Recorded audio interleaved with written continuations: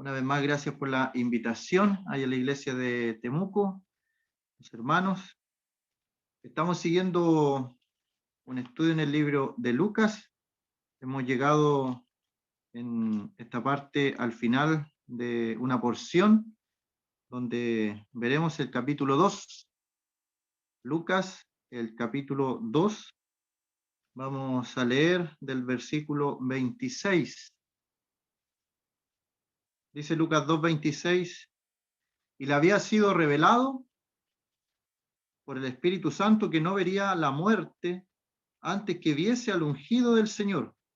Y movido por el Espíritu, vino al templo, y cuando los padres del niño Jesús lo trajeron al templo para hacer por él, conforme al rito de la ley, él le tomó en sus brazos y bendijo a Dios diciendo, aquí está hablando Simeón: ahora, Señor, despides a tu siervo en paz, conforme a tu palabra, porque han visto mis ojos tu salvación, la cual has preparado en presencia de todos los pueblos, luz para revelación a los gentiles y gloria de tu pueblo Israel.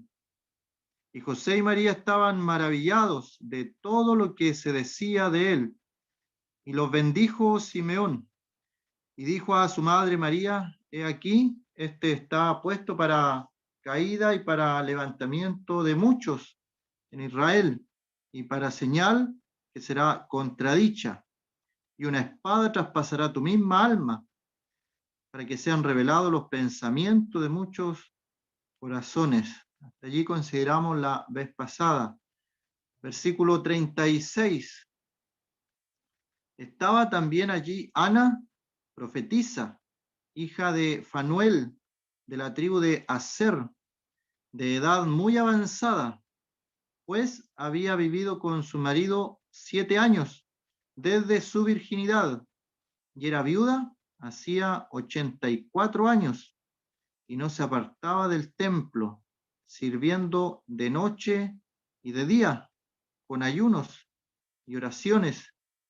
Esta, presentándose en la misma hora, daba gracias a Dios y hablaba del niño a todos los que esperaban la redención en Jerusalén, después de haber cumplido con todo lo prescrito en la ley del Señor.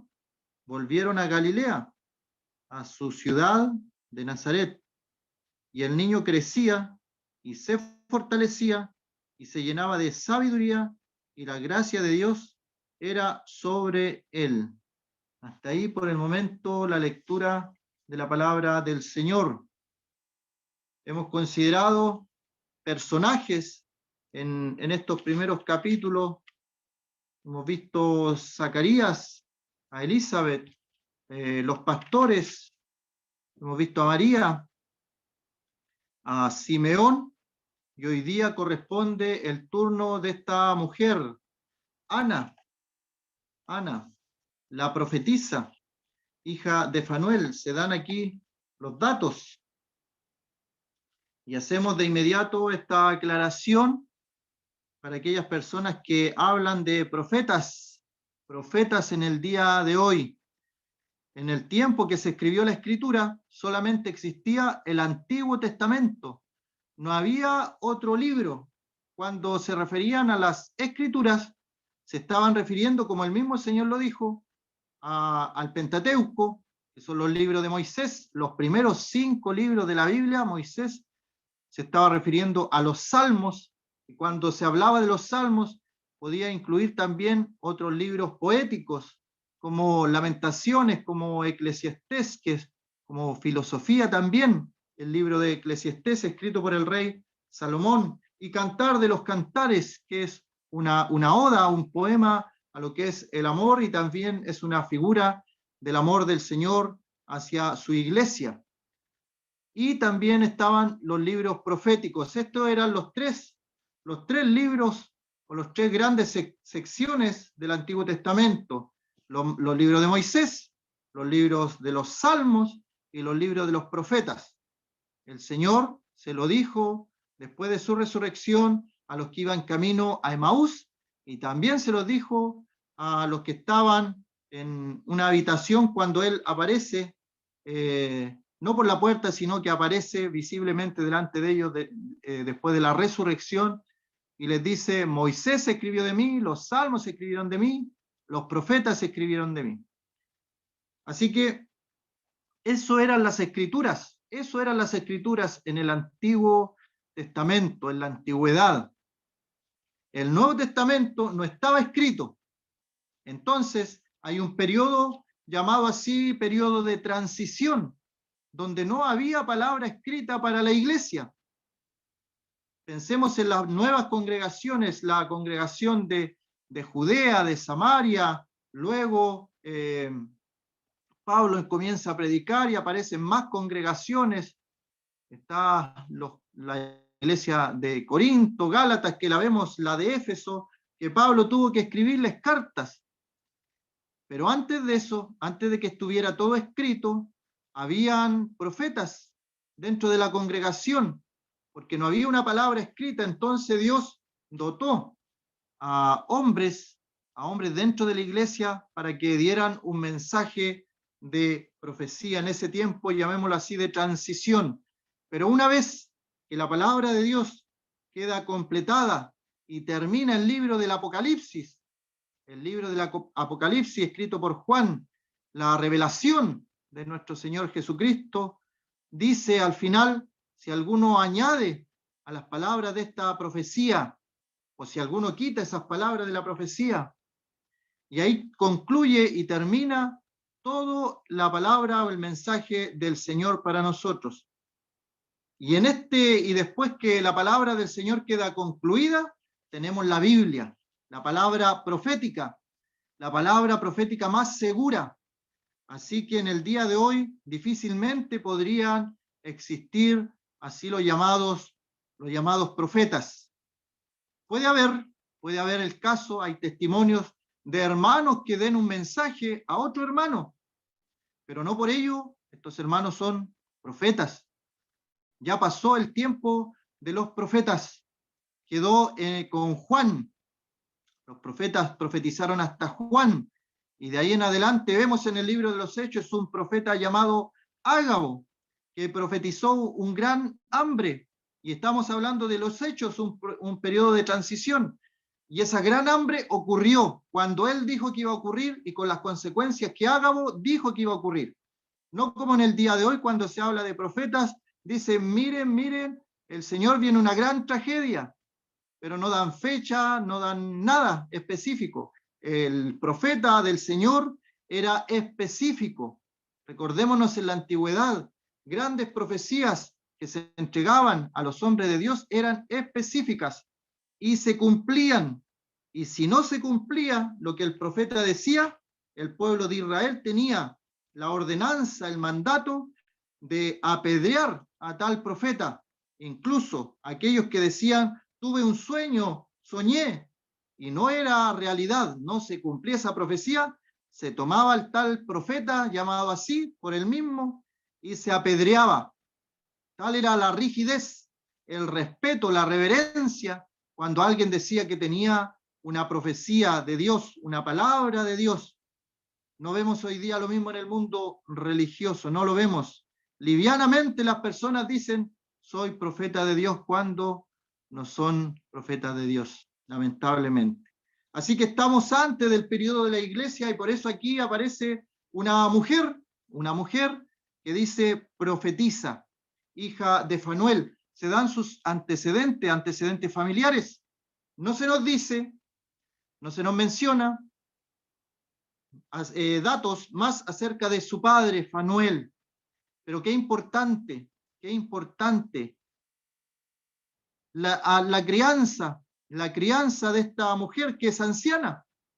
Es una mujer anciana, pero en algún momento, como todos, tiene que haber sido una niña pequeña, criada en la familia de Fanuel, y bien criada, con cimientos sólidos de una familia dedicada al Señor. Podemos pensar en Fanuel, de la tribu de Aser, que siguió los mandamientos del Señor, las ordenanzas del Señor, y crió en el temor del Señor a su hija Ana, de tal forma que se cumplió la palabra dicha en la antigüedad: instruye al niño en su camino y cuando fuere viejo no se apartará. Ana está ya de edad avanzada y todavía está en los caminos del Señor. Así tenemos entonces una mujer de edad avanzada y está ella siempre en el templo. Ana, su nombre es asociado a una mujer compasiva.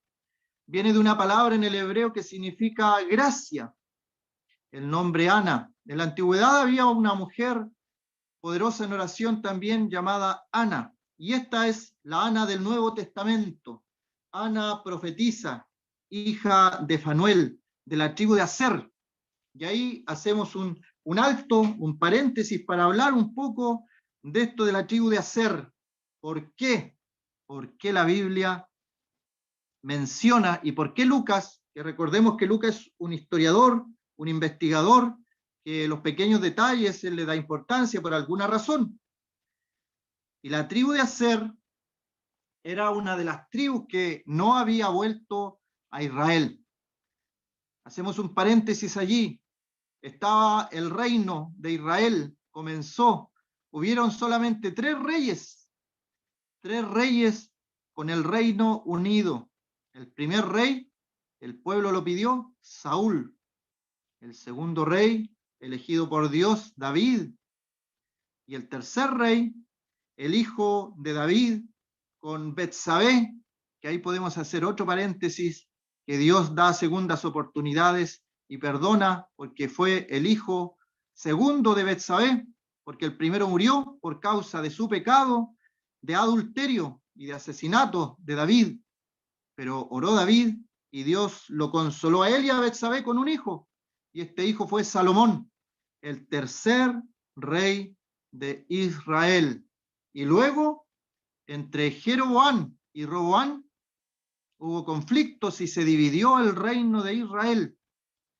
Y para un lado quedaron 2 tribus.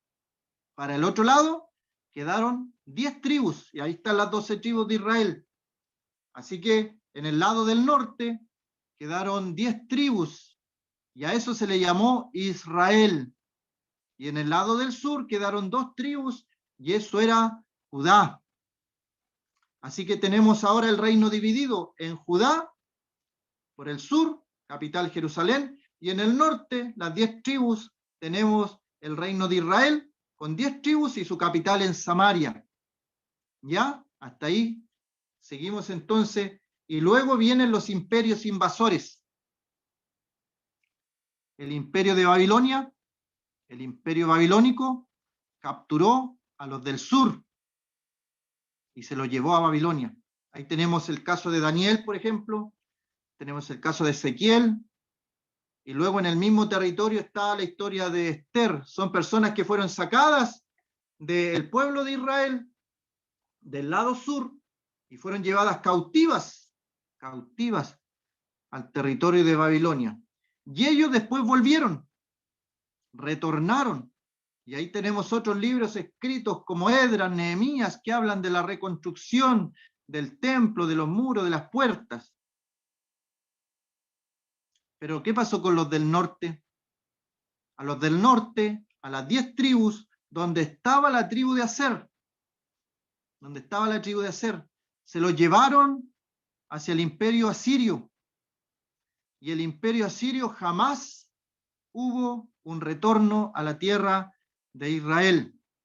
Estas 10 tribus quedaron dispersas en otro pueblo, en otro imperio. Y de ese imperio incluso salieron hacia otros territorios. Y hay evidencia histórica que se ha encontrado en el día de hoy que da indicios que llegaron estas tribus perdidas incluso hasta las tierras lejanas del Japón, de la China, de la India. Son muy lejanas geográficamente hablando. Y por ahí andaban algunas de estas tribus que fueron sacadas del norte de lo que son las 10 tribus llamado Israel y se las llevaron y nunca más volvieron. Y una de esas tribus era la tribu de Aser. Y Lucas tiene el cuidado de mencionar que Ana, la profetisa, hija de Fanuel, era de la tribu de Aser. Y esto, ¿qué me deja la reflexión a mí? Que Dios, a pesar de todo lo que pudo pasar, se fueron capturados, sus tribus fueron dispersadas, nunca más volvieron. Se habla hasta el día de hoy de las tribus perdidas de Israel. Pero Dios se guarda un remanente, un grupo a lo mejor pequeño de personas, pero que permanece fiel al Señor. Quedaron unos pocos allí en el norte, en las 10 tribus. Se llevaron muchos cautivos, pero quedó un poquito grupo. Pero ese grupo pequeño, de allí salió Ana, la profetisa, porque Fanuel tiene que haber sido, obviamente por el resultado que tuvo en Ana, un hombre fiel a los mandamientos, a las ordenanzas del Señor, de lo que es la Torá, de lo que es los libros de Moisés, los profetas, los salmos. Él cumplió los mandamientos que el Señor había establecido. Y dice aquí que era de edad muy avanzada, muy avanzada. Y aquí hay unos datos que algunos pueden confundirse respecto a la edad. Algunos dicen de buenas a primera, ella tenía 84 años, que es una edad bien avanzada. Pero si leemos bien el pasaje, lo que dice, era de edad muy avanzada, pues había vivido con su marido 7 años, desde su virginidad. 7 años ella había vivido con su marido, se había casado y había estado casada 7 años con su marido. Y luego dice, y era viuda hacía 84 años. O sea, esta mujer era viuda hacía 84 años. Le sumamos entonces los 7 años que estuvo casada. Y el dato que no nos da es la edad a la cual se casó Ana. Pero en ese tiempo se casaban muy jovencitas. Tiene que haber tenido, si es la costumbre del pueblo de Israel, las costumbres judías, debe haber tenido menos de 20 años. Si era como cualquier joven judía de la época. Así que podemos aproximar allí una edad, pero lo importante, lo interesante, y que no hay lugar a dudas, es que era una mujer de edad muy avanzada. Y es un mensaje entonces a cada uno de nosotros que no nos desanimemos por nuestra edad. Nadie está afuera de los planes, de los propósitos del Señor.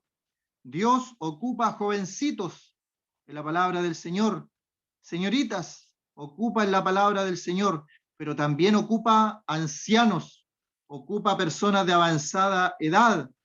El pueblo de Israel, Dios lo sacó de un hombre que estaba a punto de morir en Ur de los Caldeos, y de ahí lo tomó el Señor con su mujer, que también era de edad avanzada. Y Abraham, a su edad avanzada, se le dijo, vete de tu tierra y de tu parentela a la tierra que yo te mostraré.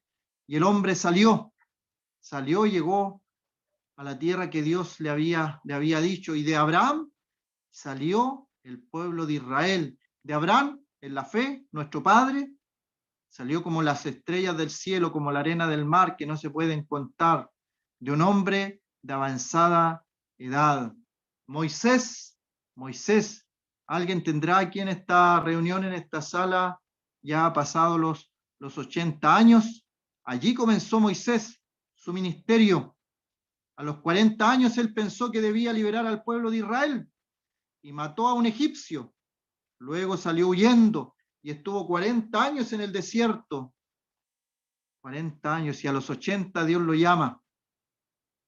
Alguien podría decir, ya yo no sirvo, ya pasé los 50, pasé los 60, 70, 80. Moisés a los 80 años lo llamó el Señor. Es que Dios no hace acepción de personas.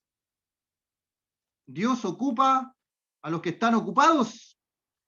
Dios los ocupa. Al que tiene la disposición. No se trata de quién es el más inteligente, el más capaz.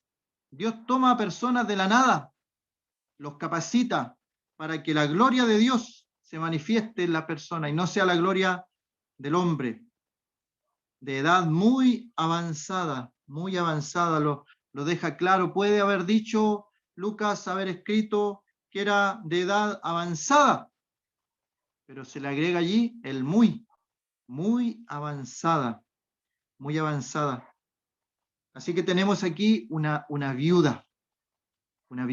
Y en el periodo, en el tiempo que estamos hablando en la tierra de Israel, la condición de una viuda era muy terrible, muy terrible. Dios había dejado leyes para las viudas, pero era una condición terrible. Cuando el Señor se ve, por ejemplo, la viuda de Naín, se había muerto su hijo, y esa condición era terrible, ya no le quedaba sustento porque era viuda, pero tenía su hijo, ahora ya es viuda y también parte su hijo. El milagro que hizo el Señor allí, levantando a ese joven. Las viudas en Israel, cuando llega Noemí de la tierra extranjera al pueblo de Israel de vuelta, también era una condición terrible. Y por eso Ruth sale a los campos allí a recoger lo que iba quedando conforme a otra ley, porque Dios piensa en todo, todo lo había dejado establecido. Las personas tenían que recoger el trigo, pero dejar un pequeño resto para las viudas, para los extranjeros, para los que estaban allí. Y ahí está Ruth recogiendo para ella, para su suegra, porque era viuda. Las dos estaban en esta condición de viudas también. Y así podemos ver en esos casos, solamente por mencionarlo, lo que era una condición de una persona viuda. La iglesia, nosotros como pueblo de Dios tenemos también mandamientos respecto a las viudas, porque como decía, Dios ha pensado en todo. En Primera de Timoteo, capítulo 5, versículo 3, 1 Timoteo 5:3, dice, honra a las viudas, que en verdad lo son, pero si alguna viuda tiene hijos o nietos, aprendan estos a ser piadosos para con su propia familia y a recompensar a sus padres, porque esto es lo bueno y agradable delante de Dios. Más, dice la palabra, más la que en verdad es viuda y ha quedado sola. Esa es la condición que Ana, hija de Fanuel, ha quedado sola. No se nos dice si tuvo hijos, por lo que dice ahí el contexto, no menciona hijos. Espera en Dios, también lo podemos ver en Ana, y es diligente en súplicas y oraciones noche y día, también lo podemos ver en Ana la profetisa. Versículo 9. Sea puesta en la lista solo la viuda, no menor de 60 años, que haya sido esposa de un solo marido. También Ana había sido de un solo marido y no se había vuelto a casar, por lo que vemos allí en Lucas. Y el versículo 10, que tenga testimonio de buenas obras, si ha criado hijos, si ha practicado la hospitalidad, si ha lavado los pies de los santos, si ha socorrido a los afligidos, si ha practicado toda buena obra. Y ahí luego sigue el pasaje acerca de las viudas más jóvenes. Pero Dios piensa en todo, así como en la antigüedad dejó leyes para los extranjeros, para las viudas, en el día de hoy, para la iglesia, para esta dispensación de la iglesia, ha dejado establecido también el cuidado para las viudas que están en medio del pueblo de Dios. Había un listado donde se anotaban las viudas y se dan características de cómo tenían que ser estas viudas para ir en ayuda de ellas. Antes que apareciera todo lo que conocemos, las ayudas de gobierno, las ayudas de Estado, de instituciones privadas hacia las viudas, Dios ya lo había pensado, Dios lo había establecido. Así que esta mujer, Ana, de edad muy avanzada, había sido mujer con un solo marido y era viuda, hacía 84 años. No se apartaba del templo, sirviendo de noche y de día, con ayunos y oraciones. Todo esto nos habla de su vida espiritual, de su vida consagrada al Señor. En mi pensamiento que ella fue instruida desde su niñez, una persona tan fiel hasta esta edad, hasta esta altura de la vida, y tiene el propósito de estar en el templo sirviendo de noche y de día, con ayunos y oraciones. Acá nos habla también en Timoteo que estas viudas esperan en Dios y es diligente en súplicas y oraciones noche y día. Y podemos ahí reflexionar en nuestra vida de oración, nuestra vida de oración. ¿Cómo está la vida de oración? Comparémonos con nosotros mismos el año pasado, el año que pasó. ¿Cómo fue nuestra vida de oración el año pasado? ¿Cómo está siendo ahora? ¿Cómo fue ayer? ¿Cómo fue en el día de hoy? Nuestra vida de oración, dedicamos tiempo a la oración, apartamos un lugar. Tal vez nuestro hogar, nuestra casa no es tan grande, pero puede haber un lugar apartado donde apaguemos nuestros teléfonos, la radio o cualquier cosa que interrumpa la concentración para dedicarnos unos minutos exclusivamente a la oración, a la meditación de la palabra del Señor, para que el Señor nos hable a través de su palabra y para nosotros expresarle a Dios a través de la oración todas nuestras necesidades, pero también todos nuestros agradecimientos, nuestras gratitudes por lo que Él hace día a día en favor de nosotros. Orad sin cesar. Eso significa que nosotros podemos estar todas las horas del día elevando una oración, aunque sea pequeña, agradeciendo por todo lo que Dios nos da, tomándonos el tiempo de pedir a Dios también oración hasta por lo más pequeño. Vamos a salir de nuestro hogar, orar, que nos vaya bien donde vamos y con quién vamos, que nos cuide el Señor, una pequeña oración. Si llegamos de alguna salida a nuestro hogar, agradecer a Dios porque nos cuidó en el camino, en el trayecto. Si tenemos enfermedades, el Señor puede curarnos a través de la oración. Obviamente hoy día está en la medicina, pero hay testimonios. El otro día escuchaba uno en la reunión de oración, una hermana contaba cómo su tratamiento, están los doctores asombrados porque ha marchado más rápido que otras personas con su misma enfermedad. Ella está siguiendo un tratamiento médico, pero ha avanzado mucho más rápido que aquellos otros pacientes con la misma enfermedad, de la misma condición. Y hemos estado orando por ella. Y el Señor responde nuestras oraciones. El Señor hace todo sabiamente. Y no solamente de día, también de noche. Esta mujer estaba en el templo. Y aquí una reflexión también acerca del templo. En la antigüedad, todo el centro teológico, religioso, estaba en el templo en Jerusalén. Allí estaba el centro de todo. En el día de hoy podríamos aplicarlo a nuestras congregaciones. Tienen una dirección, un terreno, un local. Nos reunimos en cierto lugar, ahí está el lugar geográfico. Pero hay otra parte más. Pablo dice que nosotros somos templo del Espíritu Santo. Cuando Pablo dice eso, se está refiriendo a nuestro cuerpo. Nuestro cuerpo es templo del Espíritu Santo.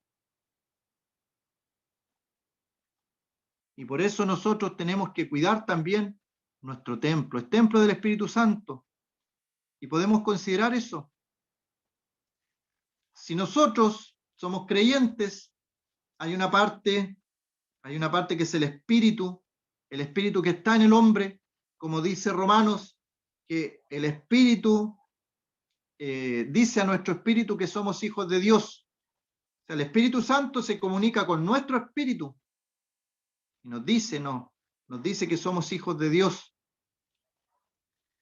El hombre está compuesto de cuerpo, de alma y de espíritu.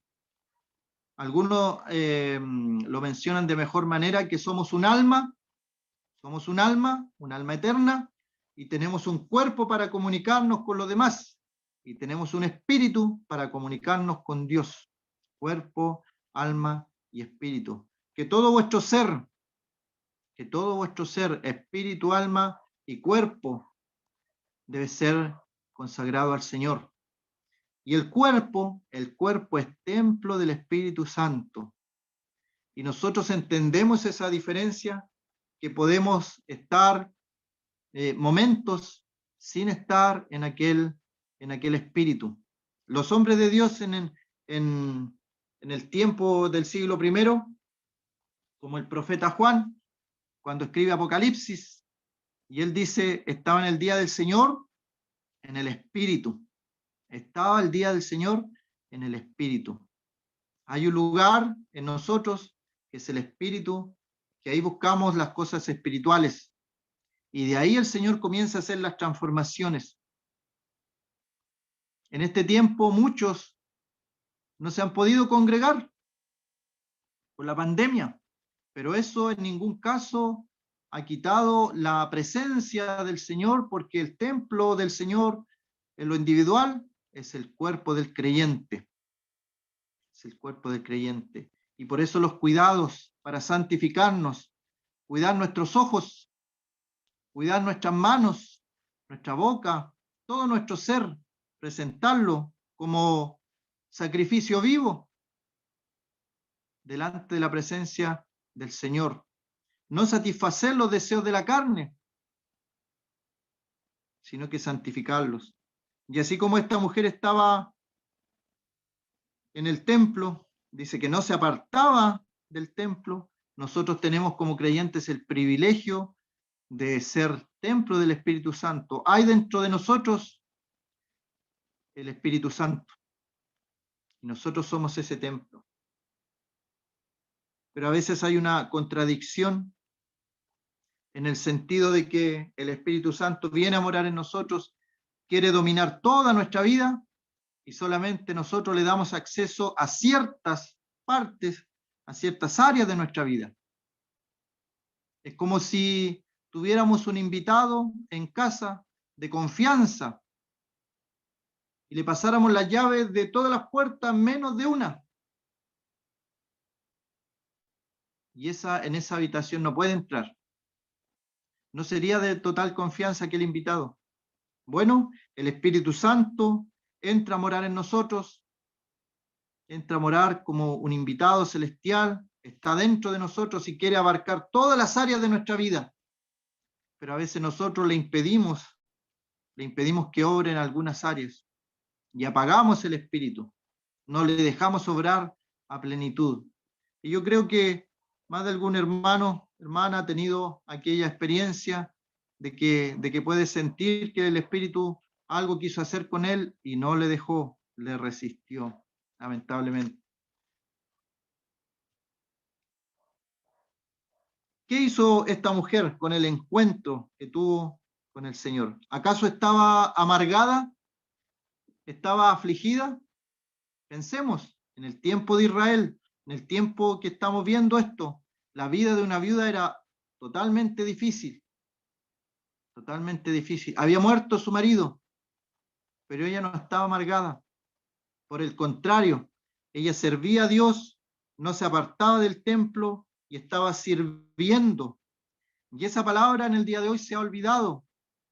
El Señor Jesucristo le dijo que los príncipes, los reyes de este mundo piensan de una forma, buscan el primer lugar, buscan tener la preeminencia, pero entre nosotros no va a ser así, sino que el que quiere ser Señor va a tener que ser el siervo de los demás.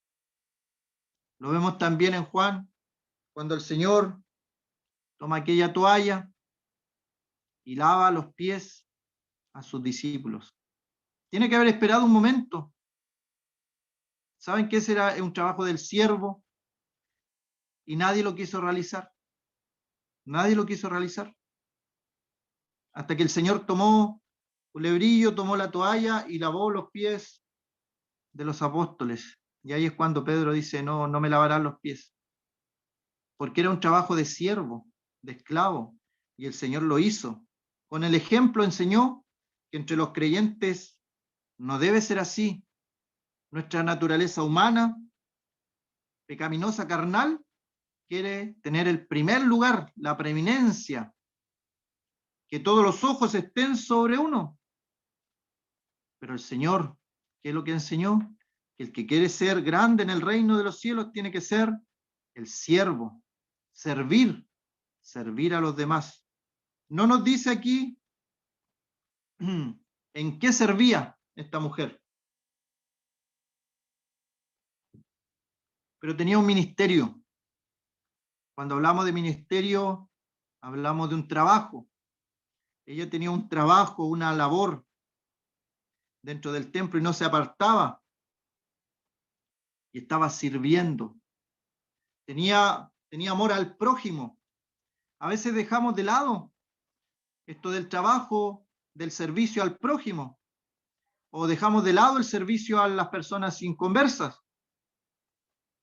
Pero sabe que el Señor tenía, por ejemplo, una bolsa donde tenían recursos, y cuando el Señor habla de Judas en aquella última cena que tuvieron, pensaron que Judas iba a darle dinero a los pobres, porque eso era lo que hacían.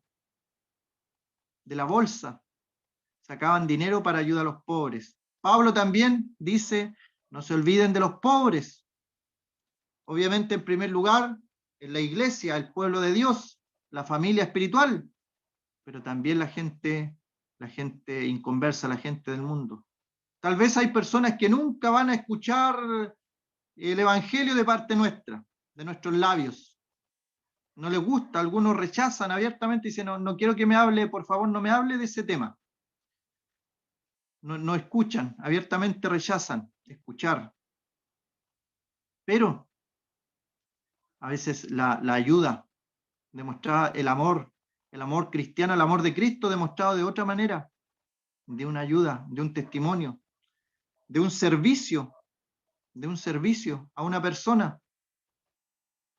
Y obviamente después la persona en algún momento preguntará o le inquietará o le llamará la atención por qué esta persona hizo tal cosa por mí.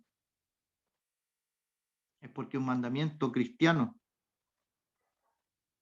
En el día de hoy hay personas que lo único que saben de una iglesia, de una congregación cristiana, es que les quitaron su dinero.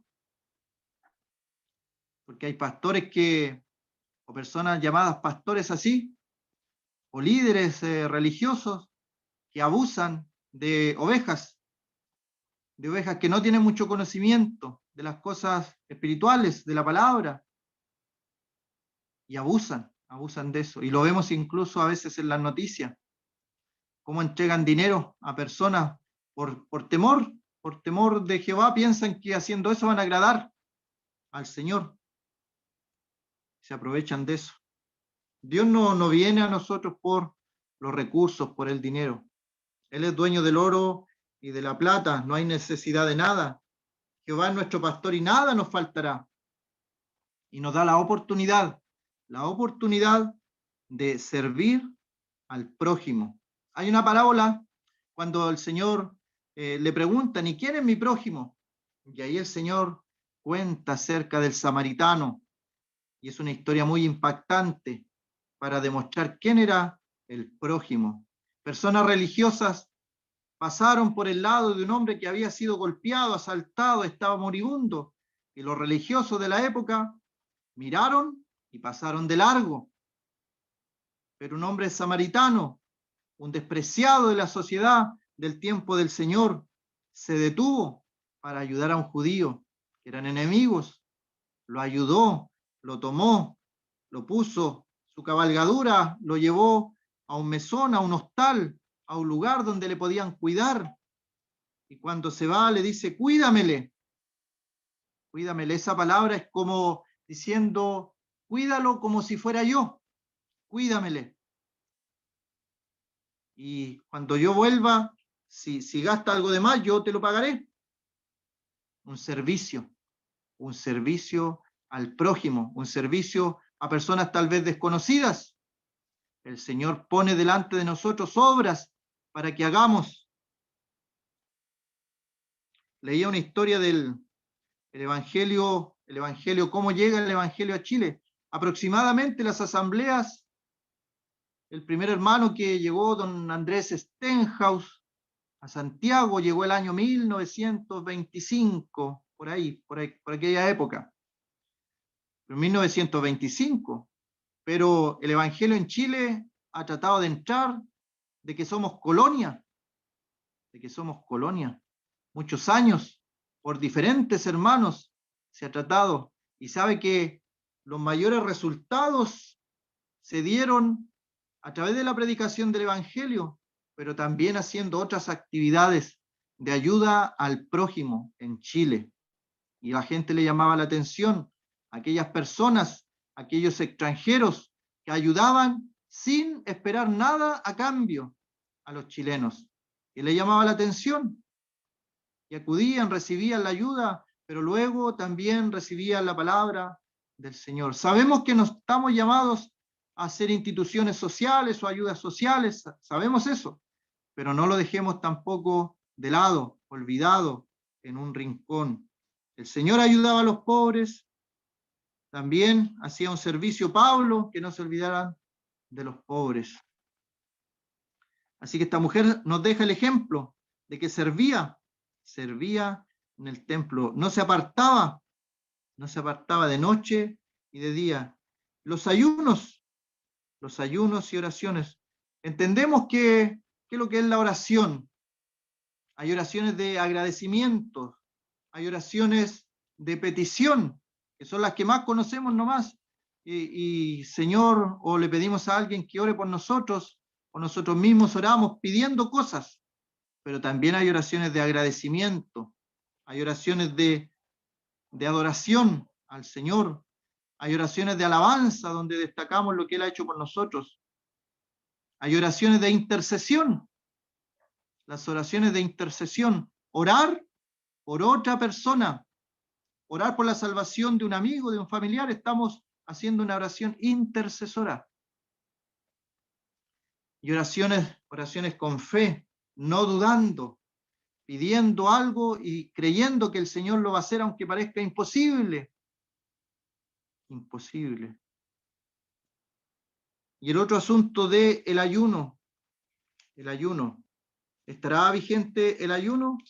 Algunos hermanos de inmediato dicen que no, pero el Señor, cuando se le pregunta respecto del ayuno, Él dice que está Él entre los apóstoles, pero cuando Él se ha quitado, entonces ayunarán.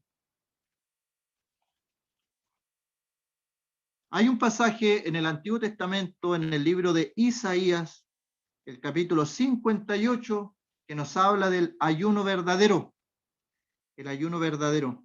El ayuno que le agrada al Señor. Es interesante porque el pueblo de Israel estaba aparentando ayunar. Y los fariseos también aparentaban ayunar. Pero el Señor dice, el ayuno que Él escogió, el verdadero ayuno, Isaías 58:6, no es más bien el ayuno que yo escogí, desatar las ligaduras de impiedad, soltar las cargas de opresión, dejar ir libres a los quebrantados y que rompáis todo yugo. No es más bien el ayuno que partas tu pan con el hambriento, a los pobres errantes albergues en casa, que cuando veas al desnudo lo cubras y no te escondas de tu hermano, entonces nacerá tu luz. Ese es el verdadero ayuno. Entiendo que la Biblia se refiere al ayuno a privarse de comida, de alimento, para concentrarse en las cosas divinas, espirituales. Pero Isaías 58 me gusta cuando dice el verdadero ayuno. El verdadero ayuno. Los fariseos ayunaban y andaban con su cara demacrada, de tal forma que los demás vieran, esta persona está ayunando. El Señor habla de que esto no tiene que ser así. Y el versículo 38, para terminar, dice, esta mujer, Ana, la profetisa, se presentó en la misma hora, estaba en el contexto de Simeón, y dice, daba gracias a Dios. Tenemos que ser agradecidos. ¿Cómo está como decía, oraciones de agradecimiento, cómo está nuestra actitud de gratitud hacia Dios por todo lo que Él nos da, por todo lo que Él nos da. Y hablaba del niño a todos los que esperaban la redención en Jerusalén. Y ahí nos enseña Ana en nuestra vida a hablar a todos del Señor, a todos, sin acepción de personas. Me da la impresión a mí que el que se cruzaba por el camino de Ana le hablaba del niño, le hablaba del Mesías, le hablaba del Señor. Juan 4 nos habla de la mujer samaritana. También ella fue por el pueblo anunciando a todos acerca del Señor Jesucristo. Venid y ved a un hombre que me ha dicho todo cuanto yo he hecho. ¿No será este el Mesías? De una forma a lo mejor original en su forma de ser, pero ella hablaba del Señor. Y aquí vemos a Ana también que le hablaba a todos los que esperaban la redención en Jerusalén, les hablaba del niño. Así como los pastores también, en su momento se les dijo algo del niño y ellos lo hablaron, lo repitieron. Aquí Ana también habla del niño, habla del Señor a todos los que esperaban esta redención, que llegara el Mesías, que llegara la liberación, y era agradecida. Quedémonos con eso, hermano, ser agradecidos. Llegar a un punto, como el libro de Santiago lo dice, que aunque estemos en tribulaciones, en circunstancias que no nos gustan muchas veces, en adversidades, seamos agradecidos en lo bueno, seamos agradecidos en lo malo, porque todo viene de Dios. No hay nada en este mundo que no venga de Dios. Lamentaciones 3:37 dice, sucedió, ¿habrá alguno que diga que sucedió algo que el Señor no mandó? De la boca del Altísimo sale lo malo y lo bueno. ¿Por qué se lamenta el hombre? Dice Jeremías, laméntese en su pecado. Así que seamos agradecidos y el Señor va a ver eso también, de ser agradecidos en lo bueno y en lo malo. Estamos en las manos del Señor. Que el Señor bendiga su palabra.